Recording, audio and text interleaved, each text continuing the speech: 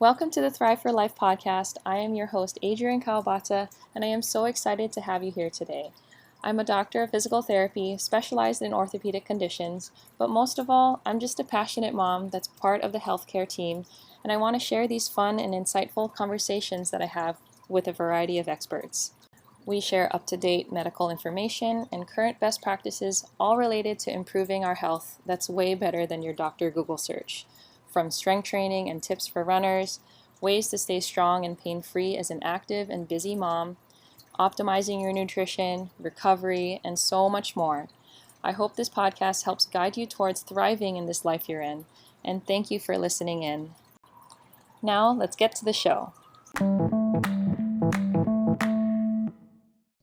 Welcome back, everybody, to the Thrive for Life podcast. I'm Adrienne, your host, and today I'm really excited to finally bring somebody on. It's been a while since I recorded for the podcast because of the holidays, and I just took a little break. But anyway, today I'm really excited to have Dr. Suma Metla of Three Little Ducks. She is a pediatric physical therapist here in Oahu, Hawaii, and she is definitely not your typical pediatric physical therapist. She really goes above and beyond for her patients. Besides in-home physical therapy care, she has baby classes that we'll talk about a little bit more. She does yoga for the little older kids and moms groups and everything. She really knows how to bring communities together, and I find it really special. And I'm really excited to have her on today because she really embodies what I want to share with people that are listening on my podcast. She embodies thriving for life, especially for those first-time parents that are totally lost, like how we were. Like, what do we do with our baby? Like, I mean, we can't really mess it up, but there can be definitely optimal ways to help our baby develop, and she provides that guidance and community, and it's been so much fun getting to know her and her growing business. So I'm really excited. Suma, welcome. Thanks for having me. Yeah, of course. Why don't you tell our listeners a little bit about yourself and why you decided to start Three Little Ducks? Sure. So my name is Suma. I'm a pediatric physical therapist and I own Three Little Ducks. I really wanted to start this business because I felt like there was a need not only to provide medical care to families on Oahu, but also a space where families can connect, build community, but also a place where they can learn and have education and hopefully prevent kids from needing interventions in the future if that's possible.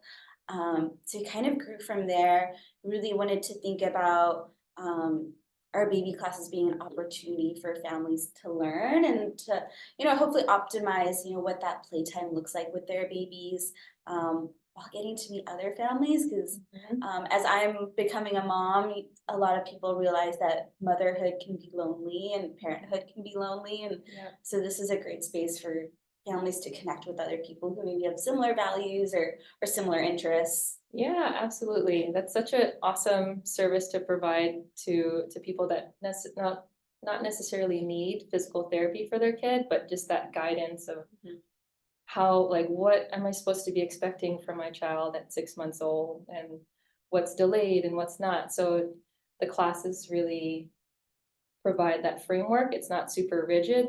We've learned that there is a range of normal for developmental milestones. So even as a physical therapist myself, I had a little bit of pediatric knowledge, but definitely not to the extent of what Suma knows. So sharing this service, this business of yours, can be a really great resource for everybody. So I really love your company name. Three Little Ducks. It's so cute. Like, I almost think of like this sounds like a pediatric physical, like not physical thing, but something for kids. So is there a story behind Three Little Ducks? I'm Indian, so in Indian culture, 3 is a very auspicious number. And I learned like here in Hawaii, it's very similar as well. So I knew I wanted that to be a part of our name. And then I wanted to think of a name that was memorable for both kids and for adults, something that was kind of easy to say. Yeah. Or even if they remember the ducks part, then like people know what they're talking about. And then I also wanted a name that didn't sound so like medical and scary, something that was approachable for everybody. Yeah, perfect name. I love it. I love it. So another question that I have is, when should someone seek out physical therapy for their child? Because I feel like when I think of, at least I'm trying to put myself in a lay person's eyes, like when I think of pediatric physical therapists, they're treating kids with like cerebral palsy and Down syndrome and more of these like obvious conditions. So what are some of the more common yet nuanced conditions that you treat that Yeah. maybe not everybody knows? Of course, those are things the physical therapists treat. What I tell families is go with your gut. If you feel like there's something like not quite right about your baby, you can always talk to your pediatrician about a referral to a physical therapist. One of the big things we're big on treating is plagiocephaly and torticollis. So really fancy words, but plagiocephaly essentially is when your baby's head is a little misshapen. It's not that perfect round basketball shape. And then torticollis is when your baby has a preference to look to one side. So those are the big things that we like to treat, and that can happen in any baby, any typically developing baby. We see torticollis, the stats are about 1 in 6 babies have some form of it. And so sometimes pediatricians are not always the most keen at diagnosing it because they've got 10 minutes with you and your child. And that's really why I tell families, you know your child best. If you notice them always looking to that right side or always rolling to one side, then bring that up in your conversation with your pediatrician and be like, hey, like I'm noticing these preferences, or I notice that my baby's really flat on this one side of their head. Can we do something about it? Because the earlier we can intervene, the quicker it is to address those issues, the less amount of therapy they need, and the quicker we can put them on track with meeting all their developmental milestones. Yes, absolutely. I mean, I'm a testament to that because Adam, our son, saw Suma for when he had plagiocephaly, flat head, and it was really actually quick to resolve. It was amazing because he was maybe 4 or 5 months old, and I feel like he was back to normal around 8 months. Yeah, so it was really quick, and the interesting part is, and that kind of leads to my next question, the interesting part is that the first intervention that was suggested to me was to go see, what do you call it, prosthetist for a helmet, an orthotist for a helmet. And of course, I'm biased, I'm a physical therapist. I was like, is there something like else that we can do? And she's like, oh, well, you could try physical therapy. And I'm like, yes, I'm a physical therapist, let's do this. So then I saw a flyer for 3 Little Ducks at our pediatrician's office, thankfully, and that's when we called her up. So anyway, I don't want to get too controversial here, but that's my next question. I'm wondering, what are some of the differing perspectives between PTs and pediatricians in terms of when a child may need or really benefit from PT? Yeah, so I think, here in Hawaii, what I found is that our pediatricians haven't had a lot of access to allied health professionals like pediatric physical therapists. So I think that's like our biggest barrier is that our physicians haven't had access to us, so they don't know what we do, when it's appropriate to refer to us and how we support families. So I think that's like the biggest thing that we're facing right now in my industry. So for me, it's really important to go out and educate our pediatricians, our people who are our primary care providers for children and infants.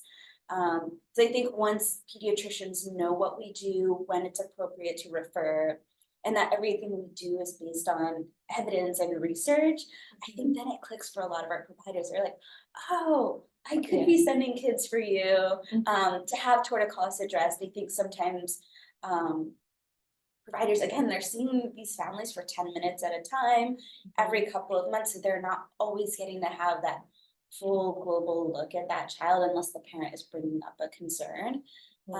So if we can equip our providers with some tools, some handouts, some information, then they know to send them to us. I think in general, a lot of physicians or pediatricians kind of follow that wait and see method.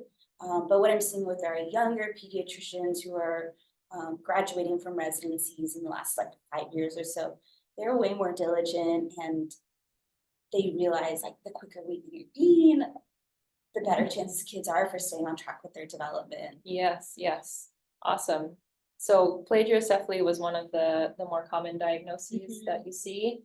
Okay, that's great. So what, I guess since it's so common, I want other people to know, like, what are some developmental milestone delays that may come with plagiocephaly? Like in my mind, or in many people's minds, it's like, oh, it's just a flat head. There's nothing wrong with that, but Yeah. we know that that's not true. So if you could share it with everybody. Totally. So usually plagiocephaly stems from torticollis, Mhm. which is that preference for your baby to look to one side or move with only one side of their body. And a lot of that comes from how they were positioned in utero, in your belly during pregnancy, or if you had a difficult pregnancy, if you had twins or triplets, it's just really about that real estate you had in your belly and how your baby left your body. Um, so it's really not anyone's fault that a baby has a flat head or has a preference to look to one side. It was just their positioning in your belly.